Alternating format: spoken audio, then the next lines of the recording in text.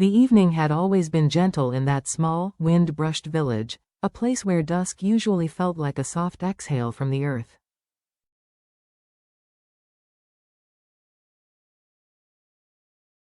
But on this particular night, something in the air had hardened.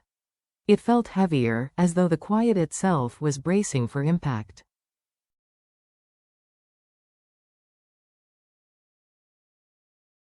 Diep stood in the doorway of her modest wooden house, her silhouette framed by the last strands of daylight stretching across the sky.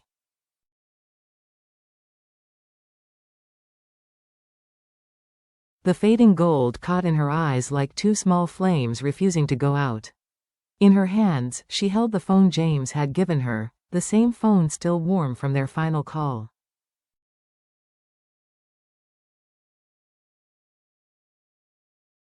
"Just 2 days," he'd said. His voice had been steady, soothing in a way words rarely were.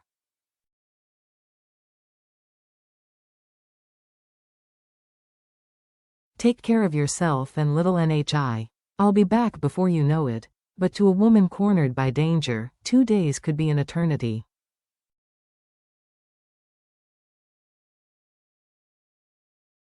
Inside the house, little NHI sat cross-legged on the wooden floor, humming the song she always sang when she felt safe.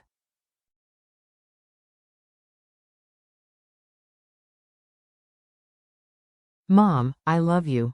I want to hold you tight, and laugh out loud." Her voice drifted softly through the house, light as sunbeams breaking through clouds.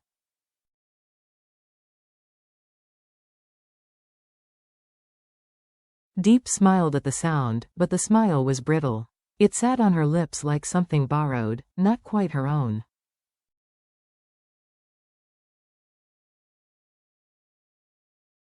Because just hours earlier, a man had come. He walked into her yard with the slow confidence of someone who owned everything his gaze passed over.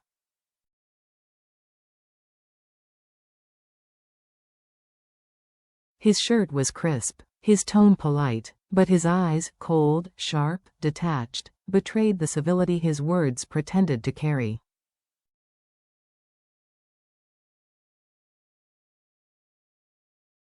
He had introduced himself as an old acquaintance of James.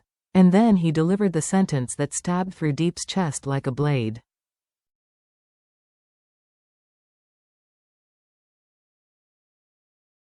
"Father James has paid men to hurt you, to frighten you away from his son." For a moment, Diep forgot how to breathe.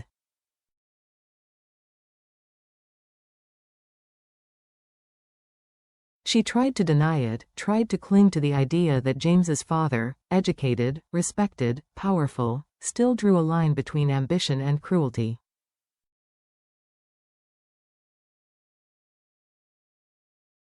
She defended him. She defended the man James believed him to be, but the stranger only smiled, a tragic, pitying smile.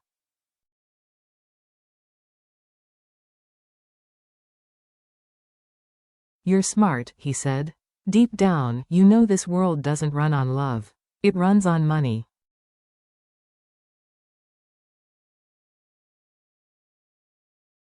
And that man would burn mountains to craft the future he wants for his son. When he finally left, the stillness he left behind felt like a warning more than a relief.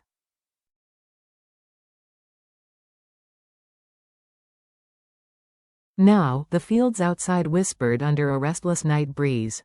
NHI curled into Deep's side, warm and trusting, completely unaware that the world outside their thin walls was shifting.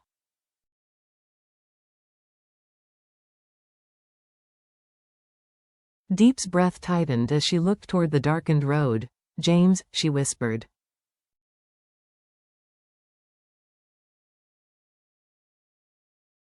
"When you're gone, who protects us from your father's wrath?" The morning arrived timidly, as if afraid to disrupt the fragile calm inside the house.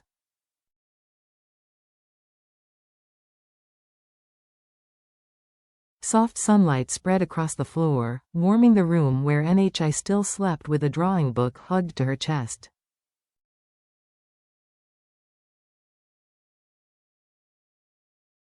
On the open page were 3 figures holding hands, Diep, James, and NHI smiling in the middle.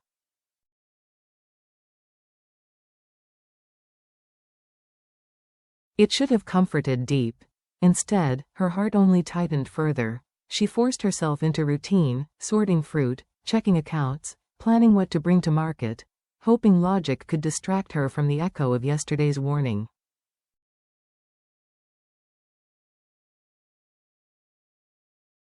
But danger doesn't knock politely. It comes when it wants. At noon, as she washed a basket of oranges, she heard footsteps, heavy, deliberate, nothing like James's familiar pace.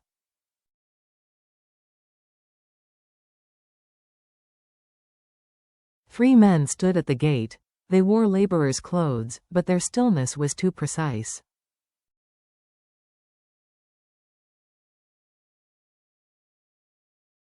One held a cigarette, the smoke curling upward like a quiet threat. "Are you too deep?" the tallest one asked.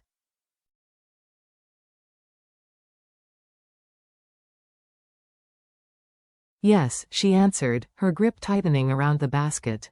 "Can I help you?" "We're just here to deliver a message," he said, voice light but sharp.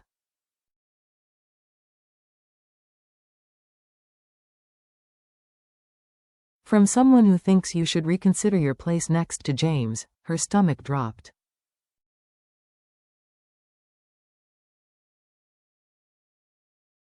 "So it's true," she whispered. "His father." The man smirked. "Smart girl. He doesn't want you hurt."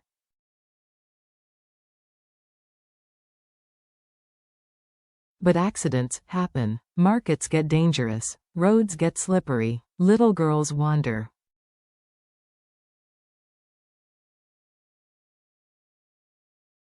Nye's soft voice drifted from inside. "Company Deep? Where are you?" Deep stepped forward immediately, blocking their view.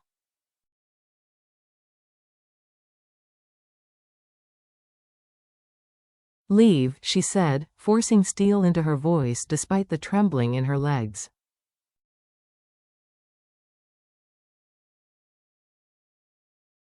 "I won't listen to threats. And I won't leave James." Amusement flickered across their faces.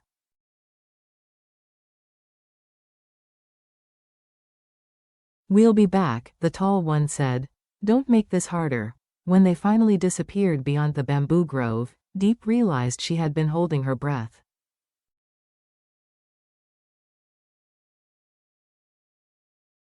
She pressed a hand to her chest, steadying herself. "Where are you, James? You promised to protect me."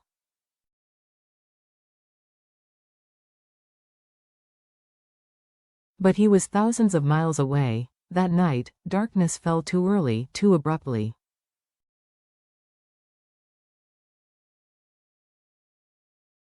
The wind battered the windows, carrying the scent of approaching rain. Deep sat brushing Nye's hair, listening to the child's soft dream hums. Sounds so innocent they made the fear in her chest ache.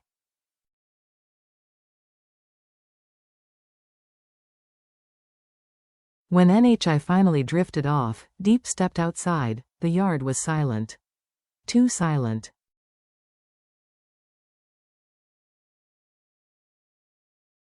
The stillness prickled her skin. The three men's faces replayed in her mind, sharp, smirking, patient.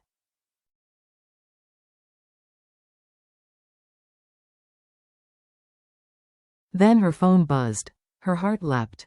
"James," but it wasn't. She answered. A calm, older voice slid into her ear like cold steel.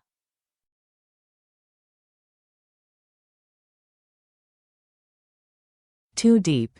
She froze. "Father James. I warned my son that associating with a girl like you would ruin him," he said.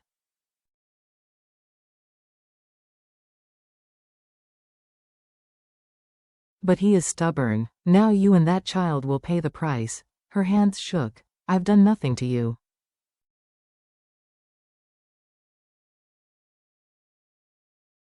"Why are you doing this?" "You exist," he replied.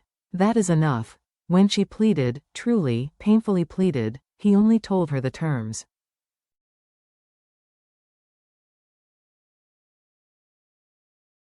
"Break things off. Disappear. Or suffer the consequences."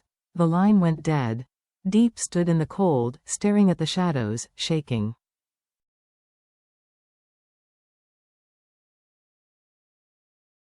She wanted to run, to grab NHI and vanish into the night, but then she looked at the window where warm light glowed like a heartbeat.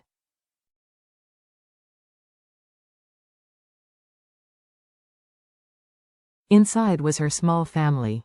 James's family. The promise she'd made him, "I'll stay strong."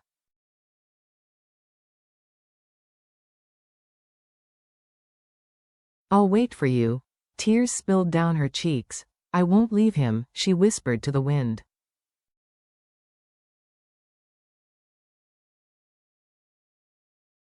"No matter how many storms you send." But deep down, she felt it, the real storm hadn't even begun.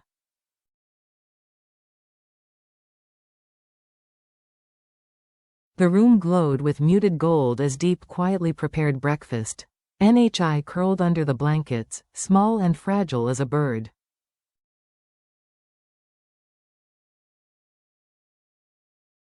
Last night's threat echoed relentlessly inside Deep. Without James, there was no shield.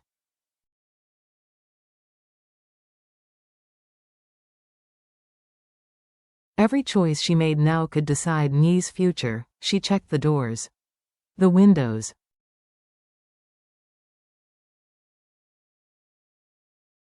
the phones, anything that could buy her a few seconds when danger came, because it would come.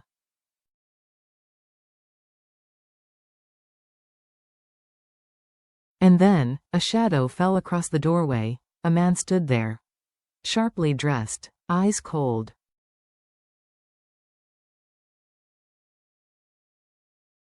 "Father James sent me," he said. "Nothing gets complicated unless you make it complicated."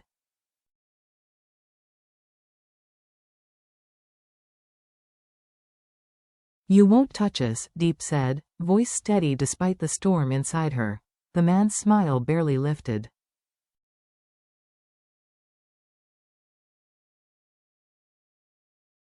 "Oh, my dear. You don't get to decide."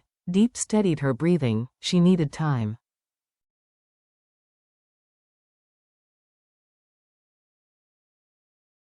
"I understand," she said softly. "Let me get my things. We should make preparations."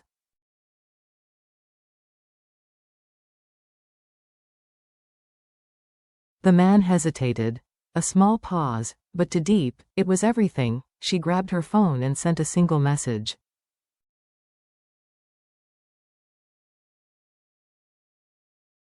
"Danger. We need you." Then she stood tall. She would protect NHI. She would endure the storm.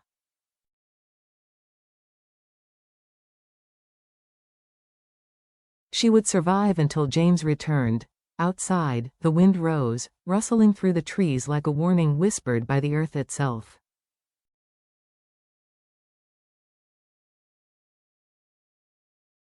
The battle for their safety had begun, and Deep would not back down.